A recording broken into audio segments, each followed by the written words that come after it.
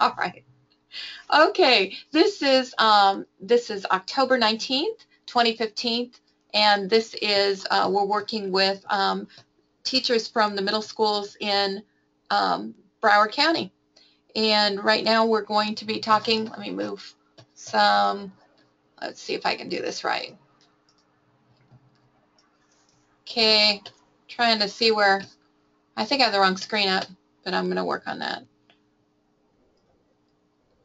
Okay, Norm, do you see my screen? I did, and oh, now I see it again. Yeah, Okay, conceptual design phase. Yes, great, I do. great. Okay, so what we're going to look at and talk about today is the conceptual design phase, the detailed design phase, and then also we're going to talk about teaming, because I don't think we talked about that last week. Did we, Norm? No, I don't believe we We, did. we were on assessment, if I remember right, so we're going to Yeah, just go you through. are. Okay, so what happens with the conceptual design phase is that the students have developed specifications. They figured out what what they need to happen to whom.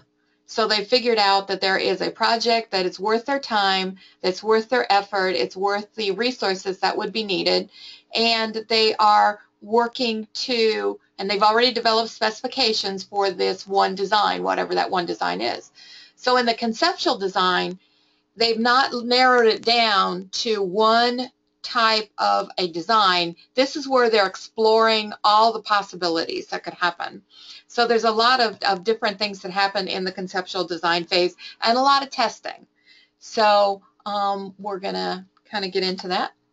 So the essential question, what information have I gathered that I've gathered that gives me a better ideas of the needs of the stakeholders and the specifications and the timeline for the potential project so I can move to the conceptual and detailed design phase.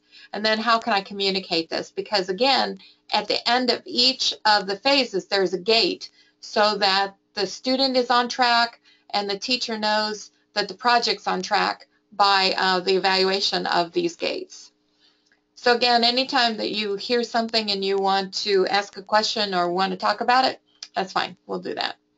So the purpose of the conceptual design, again, is to summarize what has been learned, making about the community, the culture, the traditions, the demographics, the socioeconomic status. But again, depending on the community and what community you're working with, that may be a really small demographic. So if you're using one like your special needs classroom in your school, that would be a really small socioeconomic, and you may not even consider that. It may be an accessibility piece that you're working with. So those types of things may be different in that part of a project. Also, in this project or the conceptual design phase, there are multiple prototypes. So the students are figuring out, okay, well, this is what we want to happen. Now, how could we go at it? And it may be that each part of the team may design a different prototype. Then they'll take those prototypes and take them back to the stakeholder and see which pieces the stakeholder might like from each one. So trying to give as many ideas as possible so that the prototype that they develop in the detailed design phase is actually what the stakeholder needs. So it's a lot of the multiple prototypes that go into that. Also, there's the testing and redesign of each of the prototypes, or bringing those prototypes together so those things can come together. And also then there's brainstorming techniques. Then they're updating their project timeline just to make sure that it becomes, or it's doable. And they're also probably going to need to find some experts in the community that will be able to help them with their projects. I don't know if we were talking or it was another school was talking about experts within their community. I know it was in Oregon, and they were talking about working with the senior center down the road, and they know that there are seniors there that have a lot of expertise with woodworking, and I think there's one that's a plumber, and there are a couple of engineers that are in this senior center, and so they're going to use those people as the experts to help them with their projects. So it's very interesting to be able to use this multi-generational way of getting experts and people to help students so that they're not on their own and they're learning from an older generation. Norm, did you have a comment on that? No, I think that's terrific. Anytime you can tap that big experience phase, like you said, the seniors would probably love to be involved with it. So that's a great partnership. I mean, I love that. So are you thinking about any kind of experts that you have already in your community?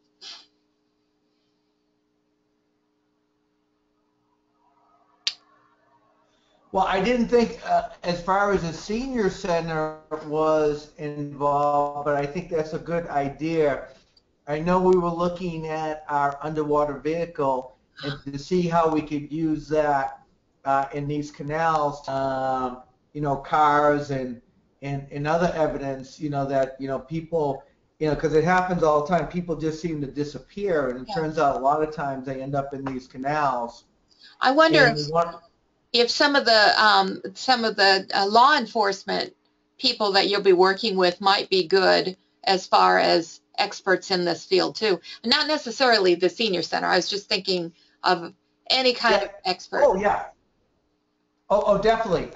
People from law enforcement and from the fire and rescue, from both of those, they probably have a real good idea of what would be good, because you know this is just one of those great applications where there's a real need for it, and I think the kids would really enjoy that. So yeah, especially you know working with the police and the fire department, they would really get a kick out of that, you know. And but I'm sure with their search and rescue and the things that they go through, they'd have a ton of ideas. Oh yeah, Without a doubt. that's great. Yeah. Yeah, so you know, using those people and trying to figure out how you can connect to them, even from the get-go, starting to think about it, and your kids starting to think about it of connecting. You might even have parents who are already in law enforcement who may already do this too. That's true. So That's true. trying to find those resources to be able to tap into that right away. So because you kind of got an idea on your project of what you're thinking. So if you can start getting those ideas underway, it can start to, you know, gel a little quicker maybe. Sure. And then another thing is then you're going to update your budget and try to figure out what monies you need. Now, you also remember that because of being in Broward County, we have a wonderful partnership with Motorola, and they will give funding for your projects. So all what you will need to do is you'll need to do a materials list, which is on the fourth. It's in the fourth phase with the detailed design phase. So your materials list is in there, and then if you, with your project charter, as your kids are presenting or doing their project charter, that will be a basis of your project, and then you just submit it to Kenyatta and Marilyn Johnson, and then you can get your funding for the project. Wow. Yeah. Wow, that sounds pretty good. Yeah, so Motorola has been a really nice partner with us.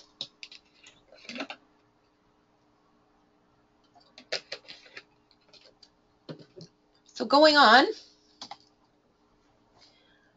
the conceptual design phase, a lot of the projects or a lot of the documents that, like I said in the last week or the week before, the project charter is always being used. It's always being updated. So you may have one person on your team that is responsible, and we'll talk about teaming here in a few minutes, who would be responsible for making sure that project charter happened and making sure that that's always updated. It might be, and we'll talk a little bit, your team lead. There is a team design lead in each of the projects, and so that person might be the person that's in charge of the project charter.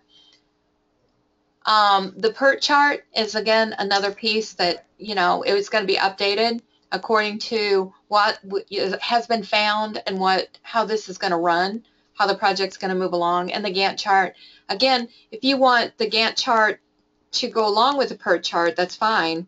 Again, the PERT chart is kind of a hybrid of the detail of the Gantt chart. The Gantt chart is the detail, and the PERT chart then, again, is one of those where it's your critical timeline. And then you've got your specifications, which you've developed or your students have developed in the conceptual design or in the detailed design, or excuse me, the specification phase. And then the stakeholder analysis with your persona and scenarios. And then there's brainstorming information where they are going through, and I want to show you in a few minutes. Yeah, I've got it hooked up.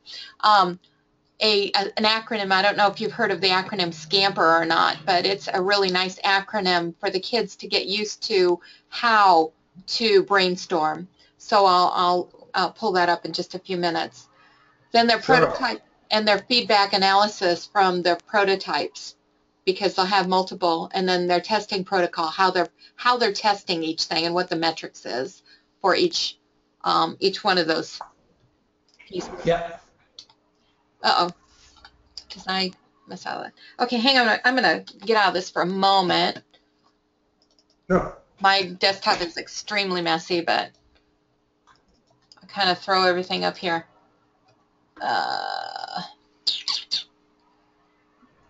Yeah, that looks about like my desktop, too. Okay, then I feel better. I clean it up like once a year, and I put everything into a folder called desktop files. Great. So I can do it all over again.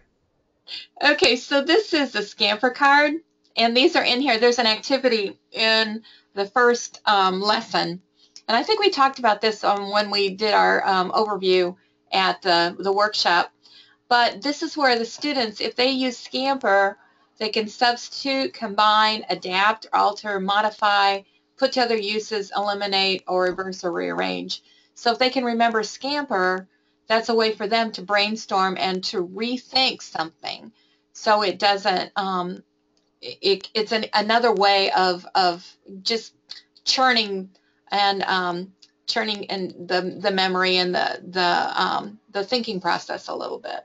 So these are cards that you can print off with your kids, and there's even an activity where you take a household item or an item in the classroom, and then each group of kids have a different part of the acronym. So one group, one team would be to adapt it. So how would they adapt an item? So, and then modify. How could you modify it? So it's just these different cards in that one activity that would be something that you could use with your kids as they get into this more. So. Yeah, that makes a lot of sense. That's a good strategy. Anything that's linked to like a mnemonic like that, yeah, helps them remember. Okay.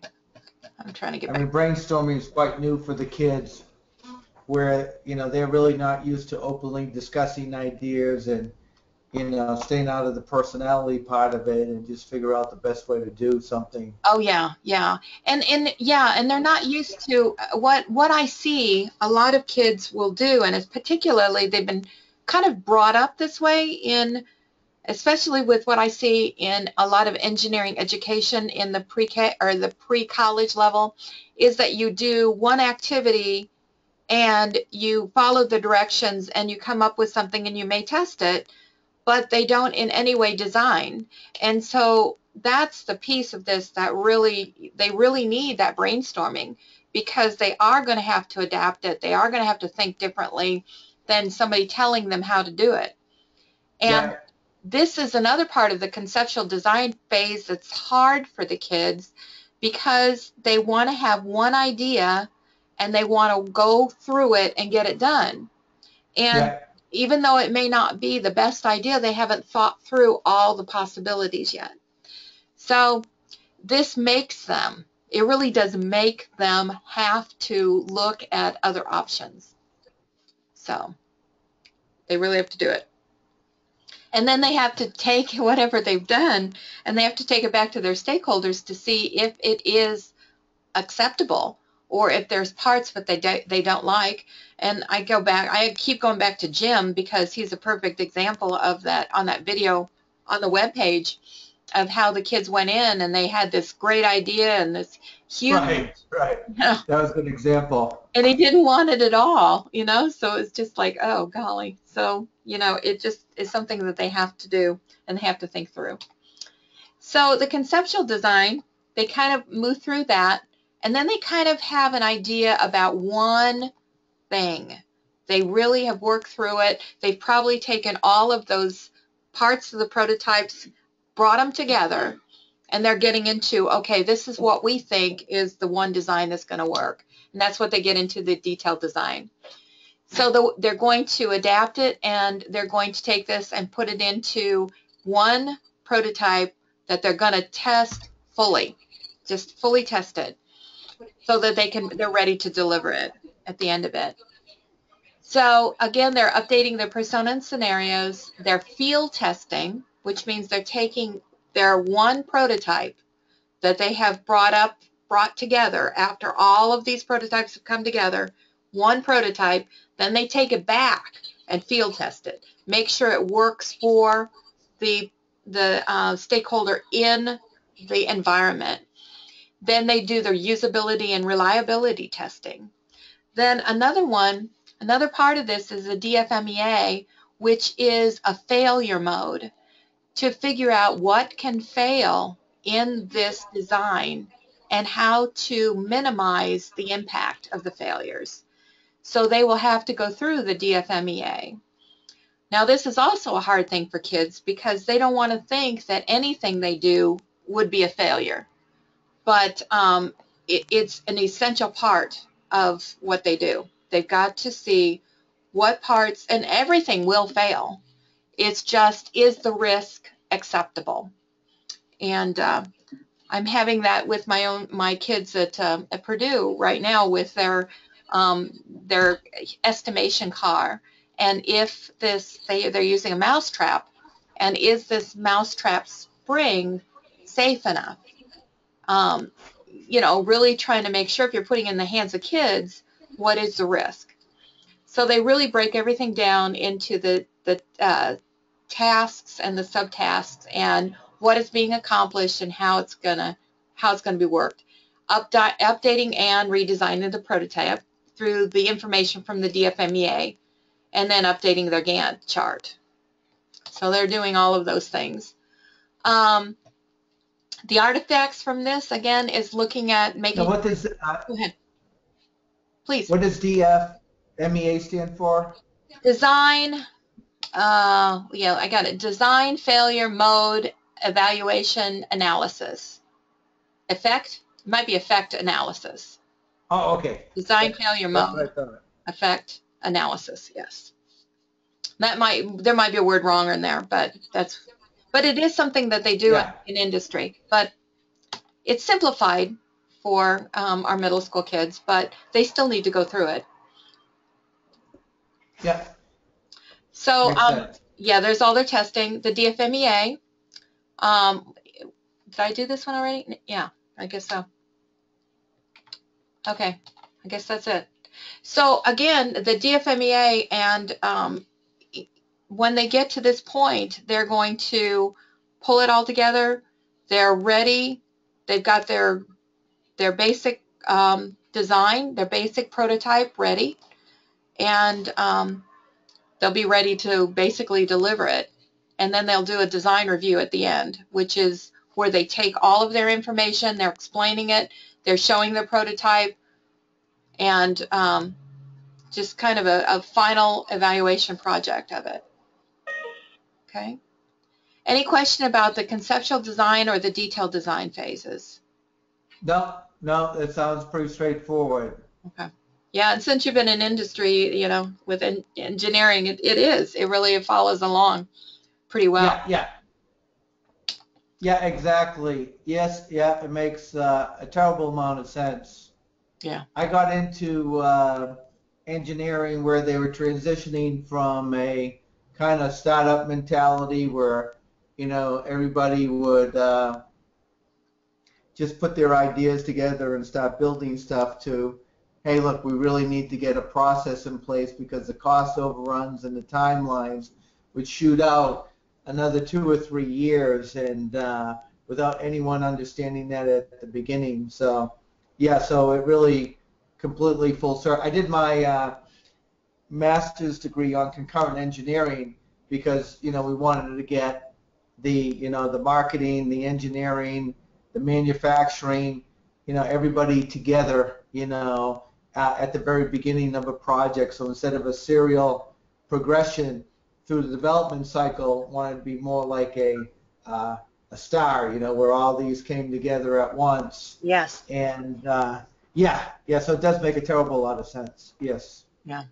Well, and the thing about this design cycle, I mean, it works well in engineering, but it works almost in everything because you have Yes, to, that's true. whatever you're building or whatever you're thinking about or whatever you're creating, you have to figure out what are the problems, what are the potential problems with it, how can I minimize that? Is it in making sure that the procedures or the processes are done correctly? It might Yeah. be one of those things instead of something that is the design problem.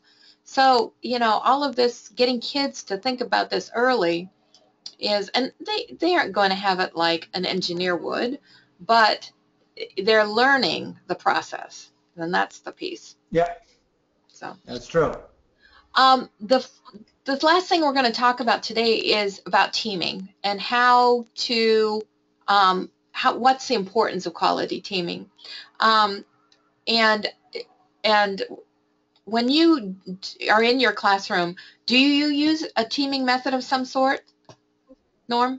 Well, the kids work in groups, and yeah, we certainly try to develop teamwork and some role playing. Yes, we do. Great, because that's what this whole thing is built on.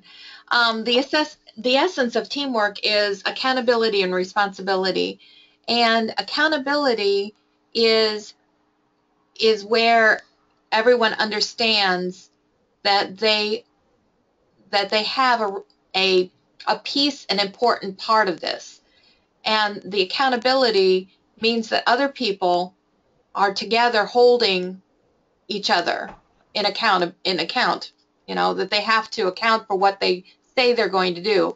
And responsibility is that internal piece, the ability to respond to it, an internal quality that they have to take responsibility of it. And it's something that is important to be talked about at the beginning. And I think it's the third lesson in the whole process is doing the teaming and getting the teamwork down, because without a good team, the whole project will fall apart. So that's an important piece of this. With teaming, this is a just a diagram of how teams work that they're forming, and not all of them go through this, but when teams are pulled together, they form. There's a lot. Sometimes there's conflict or there's a pecking order that happens. They start to figure out what works, what doesn't work, and then they perform. And then after the project is over, it's a dissolving, so that the team dissolves. But that forming and storming phase, if you work through some of the pieces ahead of time, it may go smoother. So just understanding what are the expectations, what are the who's accountable and who's responsible for what piece can really help to make sure that the project goes off without too big of a hitch. One of the things that happens at the very beginning, and you can choose to do this or you could choose not to, it depends on what works in your classroom, is creating a code of conduct. And the code of conduct is where the students determine what rules they want for their team and what are consequences if the rules are not followed. And, it's just kind of the basic norming that happens. And in the lessons, there are two examples, one from Penn State and one from Boeing, of some codes of cooperation. So it's always good for them to create their own, if possible. So have you ever done that before? With the working with a partner as far as? With the kids designing their own code of cooperation where they develop their own rules in their groups. Oh yeah. I've And done that before. We kind of like brainstorm and say, okay, what do you think is important? What are you looking for your team members?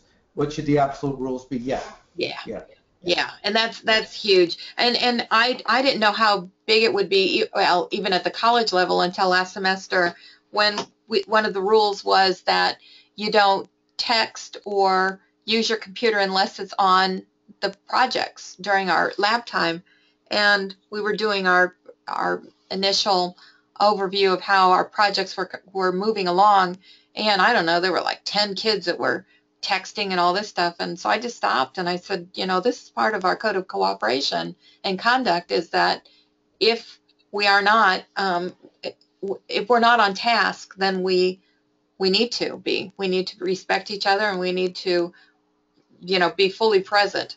And they instantly got off the phones, got off the computers, and it was an interesting dynamic that I never would have thought out of college kids, but it worked.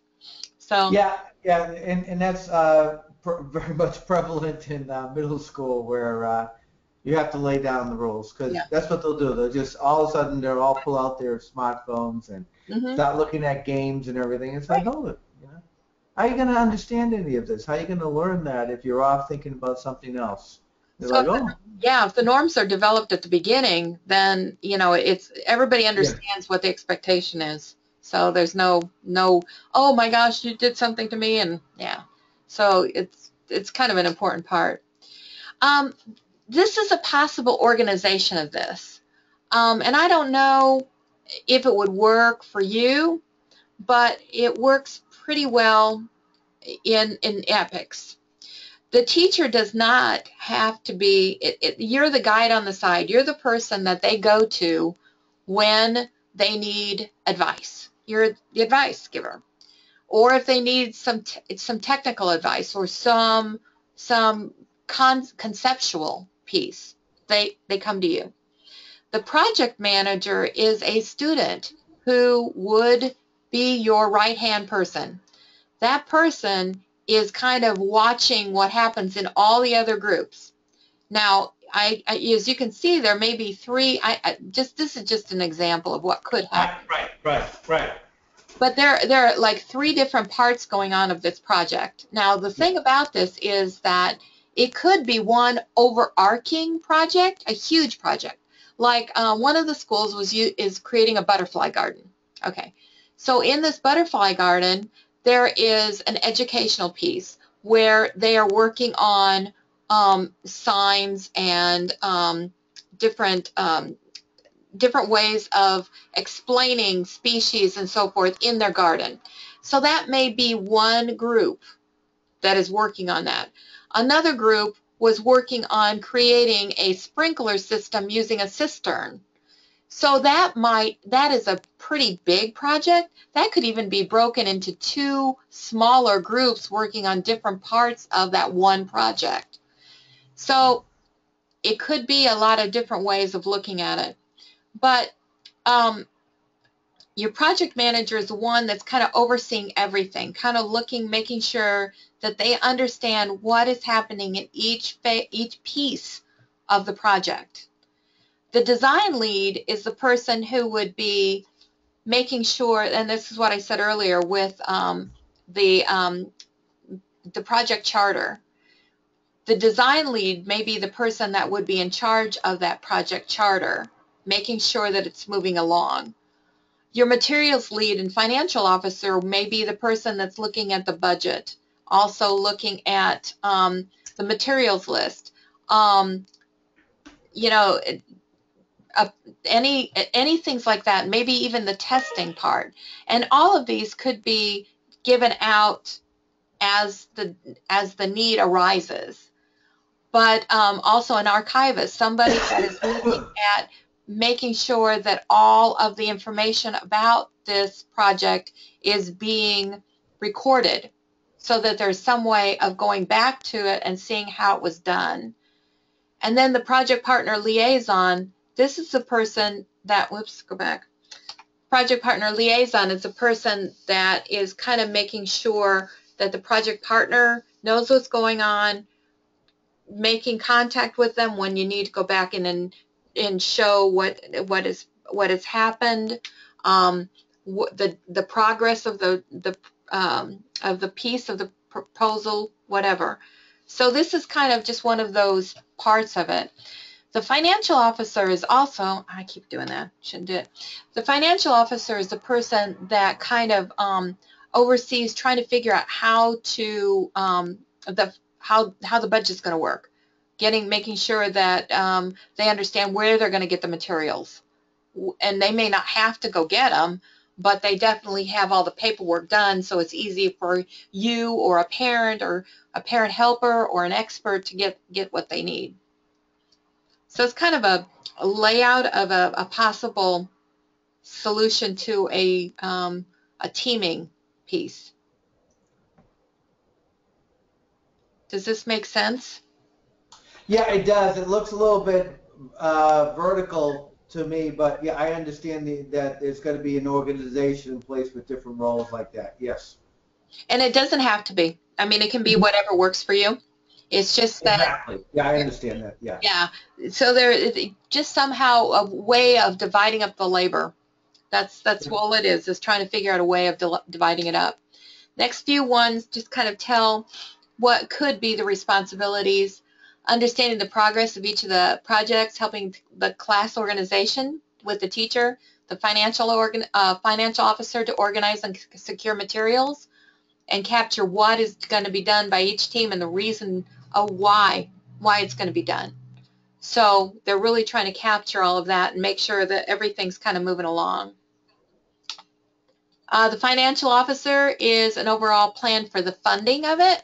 This person may be, I almost kind of I'd like this to think of this another way too, as a financial officer, but also maybe even a, how do I want to say, a promoter of EPICS or a promoter of the project, or a public relations type of person. I could see where that could be this type of person's job, to make sure that all of this is kind of moving along, that if they need to be able to go out and get funding for something, that they know all of the pieces of it, kind of a right-hand man to the project lead, the project manager. And so they just kind of make sure that they have materials. Because this sometimes, and it does a lot of times, falls on the teacher, which can be really a daunting task. And why not have a student take responsibility for this? Yeah. I can see that's an awful good point, is have the students really take those roles and responsibilities, because the teacher can very quickly get overwhelmed, and it's important for the students to look upon each other when they need help in these areas, instead of everything directed at the teacher, and that way that will be part of the team building. Yeah, exactly. So that does help with that. Let me go back. So the team lead is the one that understands. They all should understand the EPICS engineering design process and how their project is progressing. They're responsible to keep the team on track and delegate responsibilities. So in each one of those the teams, there is one person that kind of overarching, makes sure that everything is running. Now this could change. This could very easily change from semester to semester or whatever, but making sure that each person has a responsibility and they're accountable for whatever they want to do or assigned to do. The materials lead, again, we talked about that. This could be in creating and maintaining a web page with their progress on it. That would be another way of showing the service to the community, and also how EPICS is working to help people.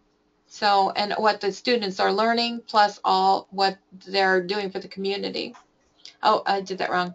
That's the webmaster and project archivist is going to do that. But I really messed that up. Messed up the slide really royally. Um, I didn't do well at all. Project partner liaison is to communicate with the project partner and rely on the progress uh, of the team lead, project manager, and make sure they understand what's going on. So the materials and financial officer in each team make sure that they're working with the overarching financial officer to make sure that they have what they need for their individual project, whatever it is. Does that make sense? Yes, yeah, definitely. Yeah, I think it's good to have a webmaster, especially give the project some visibility, within the school, in the community, so everyone knows what the current status is, and it helps organize the project as well because okay, we've got to put this on our website, so that means we need to do this piece and that piece. Well, So yeah, that's a good part of the communications, the part is function. as you get into this more, your projects may become more and more sophisticated where you need more money. And if you have these artifacts of how the kids are developing their own projects and they're doing these things, it's much easier to get funding for projects this way. Yep. So yeah, you can go to. We've had kids go to the mayor in different towns to tell them what their project is and get feedback so that they can go on and develop these projects as they move along and they get the funding. So it's much easier for a kid to do it than for a teacher or adult. Yes. Okay. So communication is the key always, and we've talked about that it's not each person being what I want to say, the Hitler or the Nazi or whatever about it. It's making sure that everyone has a lead and everyone has an important part and that they feel valued and so that they can move the project along to fruition. And we did assessment last week, so we're kind of in pretty good shape. So Norm, do you have any questions about next week what we're going to kind of talk about? Hey, there's Mariel. Are you there?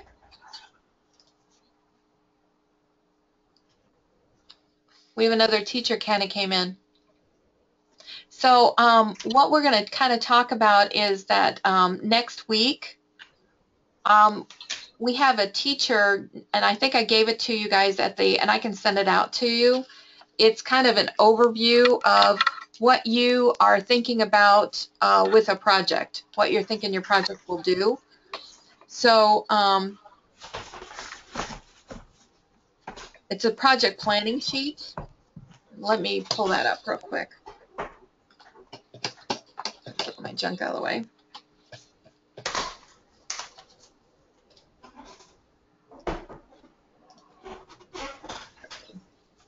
Be on my junk.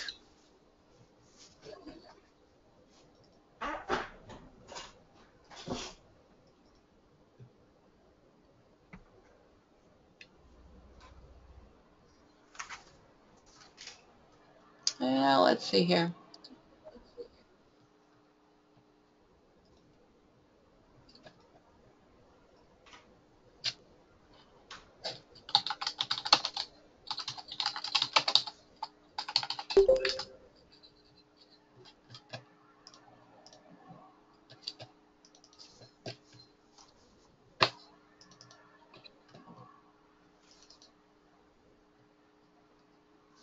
It's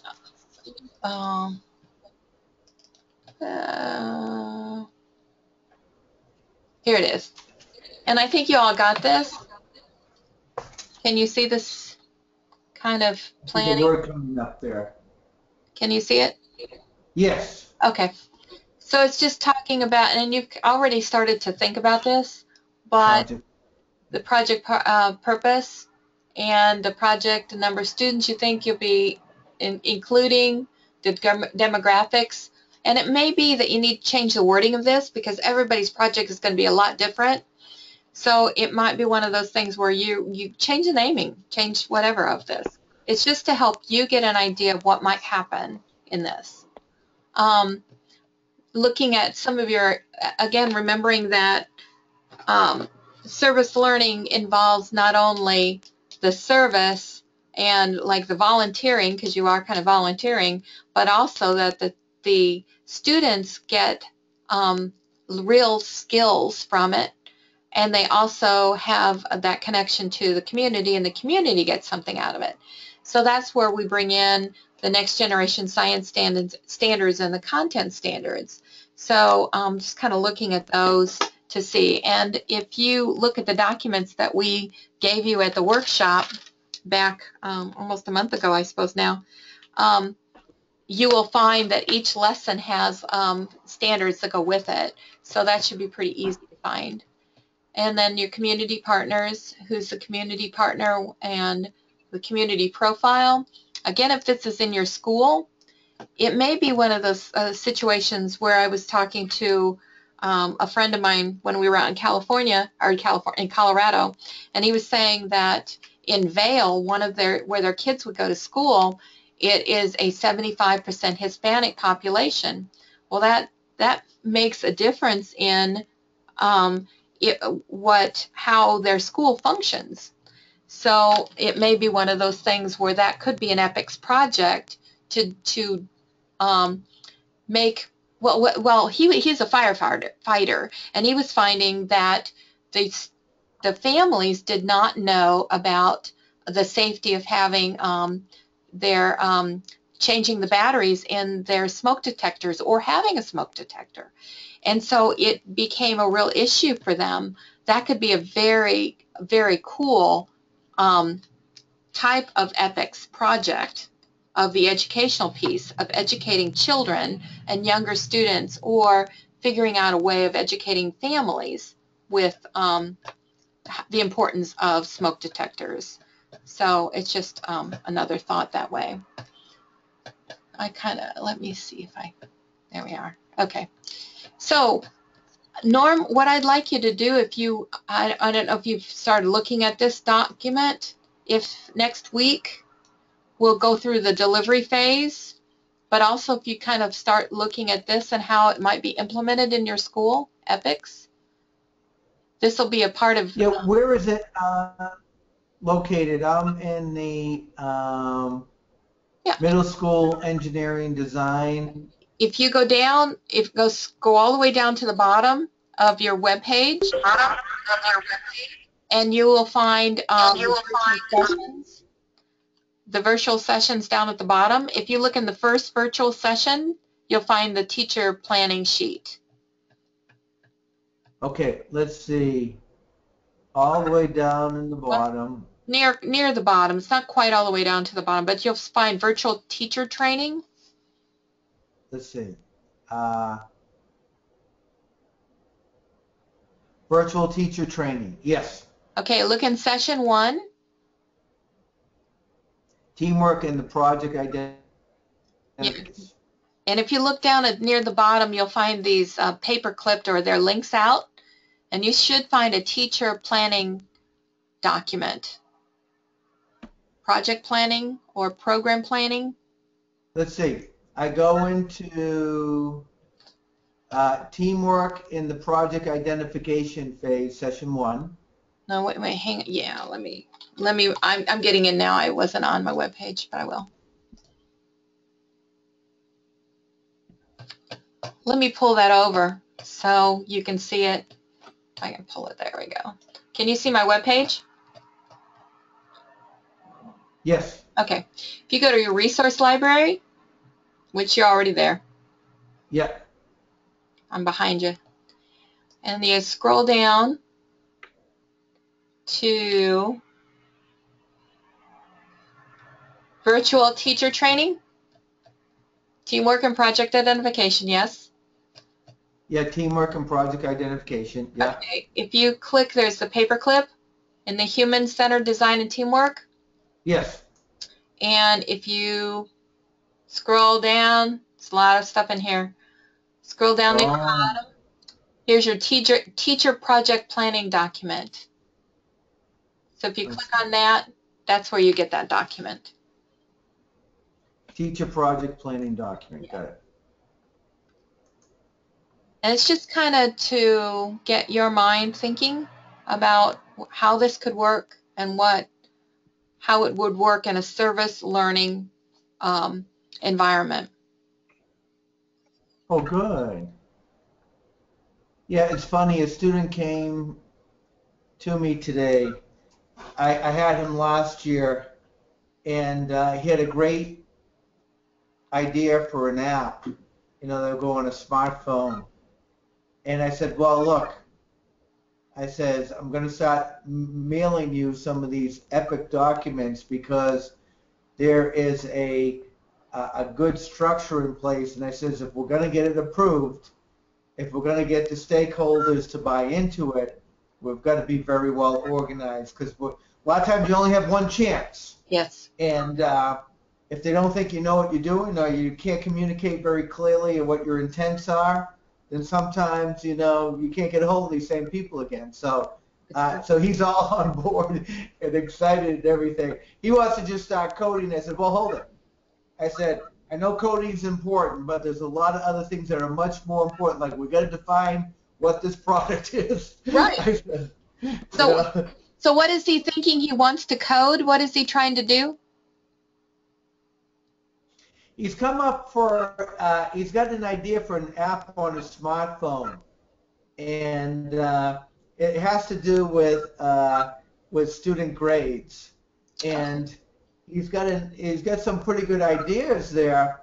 And I'm saying, well, if we're going to go up to the school board and we're going to start doing some proposals, we need to do a lot of work up front because while the school board members will certainly be very interested and impressed in a lot of ideas, you're looking for them to go ahead and endorse you in your efforts. So yeah, he's all excited now and everything. Yeah. And he says, don't worry about coding yet.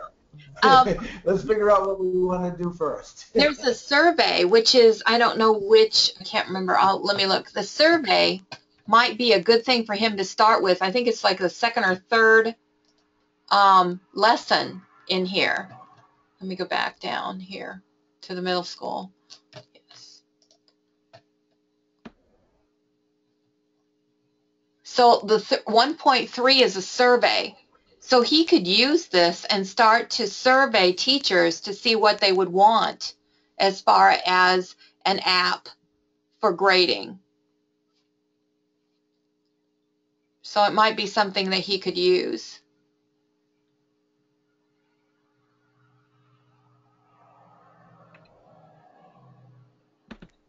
Yeah, I think that's a terrific idea. A survey is a great idea to go ahead and yeah, and we're I see a survey of community. So I see that module 1 project identification phase. So and yeah, so here's a template and it's a docs, so he can change it. He could take it, and if he wanted to use SurveyMonkey or anything that he wanted to use.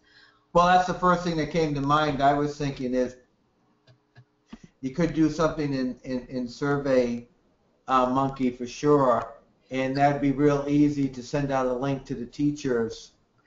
So the other question that I have is, has he thought about why? Why does he think that there is an app, that the teachers need an app for grading? Well, it wouldn't be for the teachers, it'd be for the students. So the students would have an app to grade the teachers or grade each other? No, to look at their grades, to view their grades.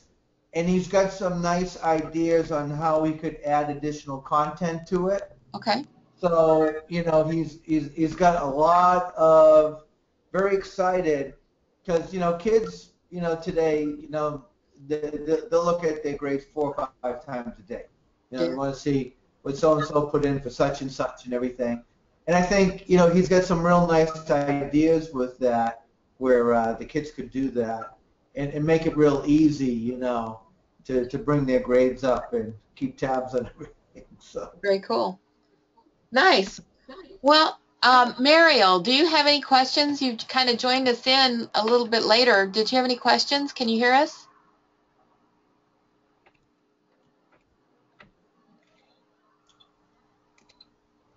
I don't hear her, but I see she's on, so I'll get in touch with her a little bit later.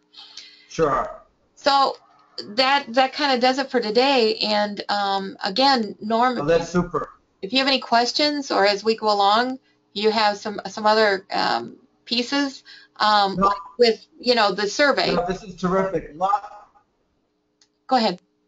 Yeah, no, this is great. A lot of times there there's just so many resources, in epics there. I'm just trying to get my arms around it. I mean, it's a great problem to have, It's like, oh, there's a checklist for almost everything, There, there's a planning sheet for everything, and just trying to figure out, well, what could we use and what do we really need to do, and try, because we can't probably use all of it, but there's a lot of good, valuable resources here. And as you get into it, and if something becomes cumbersome, throw it out.